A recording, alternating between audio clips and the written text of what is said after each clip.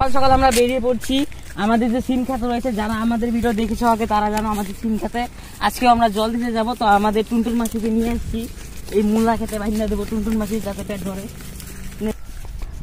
তো দাদার আমি বেরিয়ে পড়লাম। এই যে আমাদের খেতটা দেখতে পাচ্ছেন, খেতটা একটু দেখা দেন ক্যামেরাম্যান বানিয়ে দেয়।